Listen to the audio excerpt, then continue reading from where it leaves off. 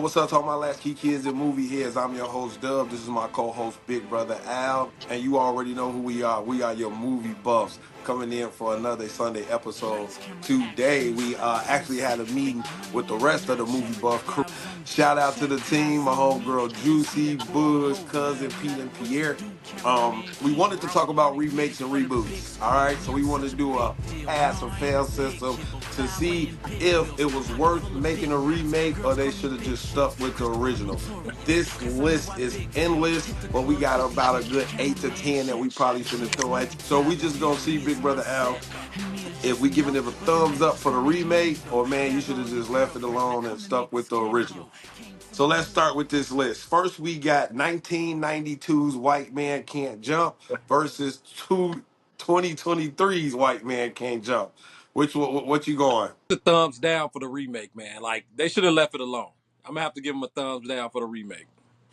I'm gonna say I like the remake, so I'm giving the remake a thumbs up. What? I did, man. I liked it. It was a feel good story, and Jack Harlow was funny as hell. I think Jack Harlow was funnier than Woody Harrelson. I think they missed the mark with the chemistry between the two lead actors, and I just Sidney Dean and Billy Hoyle. That was classic, man. I really don't think it could have been great and still not lived up to the original. They should have left it alone. Now we got 1960s Magnificent Seven versus 2016 Magnificent Seven. I'm going with the 2016 simply because I can't do old westerns and the aesthetic, the way it looks visually, what it be the cinematography of it, just couldn't keep my attention. Now we grew up watching westerns. Like we only could watch like westerns and wrestling at my grandfather's house. So I did see the original Magnificent Seven, but of course with you, I'm not rocking with the black and white version over the new one with Denzel Washington. He killed that. So for me, I agree with you, big brother Al. Thumbs Thumbs up up for on the sure. new Magnificent Seven. This was probably gonna irritate me because I just know what your response is gonna be. 1996 Space Jam versus 2021 Space Jam. Thumbs up on the original. Gotta leave it alone, man. Gotta Okay. leave it alone.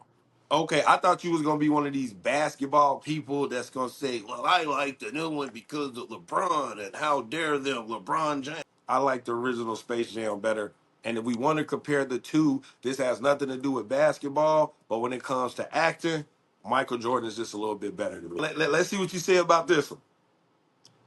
1984's Karate Kid versus 2010's Karate Kid. It's not even close. They should have left it alone. Thumbs up on 1984, man. Oh my goodness. It I was a like the classic. new Karate Kid. I didn't like it, man. I mean, I guess I'm just caught up in nostalgia because that was one of my favorite movies as a kid. I dressed up as a Karate Kid for Halloween. So Man, I'm rocking with the new one. Jaden Smith killed that character. Like him compared to Ralph Macchiato. what? I think I'm saying his last name right. Ralph Macchio. Macchiato. That's a coffee from Starbucks. All right. Ralph Macchio. I'm rocking with James Smith. And Jackie Chan too, man. Like he did his part. I wish they would have made a part two to that. Um, which I think I'm hearing something about a part two. I seen a trailer about a new Karate Kid. I think it's gonna be, you know what? I did see a trailer. I got to drop that. But all right, what's next on the list? 1990s It versus 2017's It. I'm definitely gonna go first because I know you might get long winded on this. This is your favorite, most favorite shit ever. But I'm gonna take the new version simply because I don't remember much of the first one because I was too scared to sit down and just watch it all the way through. So I'm going with the new version. It doesn't matter which one you put in front of me. You could put the new one or you could put the old one. I'm rocking with both of them. The classics. This remake was just as good as the original, if not better. The storylines are so similar, and the new stuff that they added did not take away the value from the original. It doesn't matter. Thumbs up for both, but Tell the I can people watch how either many one. times you went to see it on opening weekend. When it came out, I went Friday, Saturday, Sunday, and Monday. Late Gee, theater. right. I watched it 4 days in a row.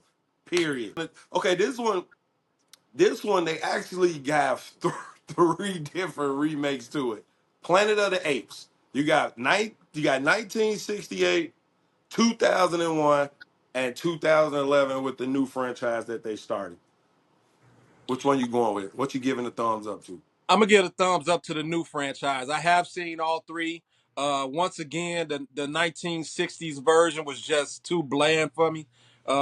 It just some people in bad masks and horrible wigs. I enjoy the one with Mark Wahlberg. I think that was what, '01. Yeah, that was the one in 2001. I enjoyed that one, but I do like the reboot when they started the new franchise with James Franco. That's my favorite. So I'm gonna give him a thumbs up. Yeah, of course, I'm gonna agree with you. The new one with James Franco that gets the thumbs up. When they remade it with Marky Mark, I thought we were gonna get a franchise after that. They put a new spin on it with Marky Mark, but at the end, they kind of had him set in the time where the original Planet of the Apes, when the monkeys actually, were way more human-like and they actually ran the world. But the new franchise is definitely killing it with For Caesar and sure. James Franco. Let me guess. Another one we got on the list. We're gonna go 1960 Psycho versus 1998 Psycho. 98 thumbs up with Vince Vaughn, bro. I'm with you. 98 thumbs up with Vince Vaughn. Yeah. Psycho is a classic. Of course, we probably saying the same thing. 1960 with Alfred Hitchcock. Yes, we love the movie. Iconic. Gave us one of the best scenes with that shower scene.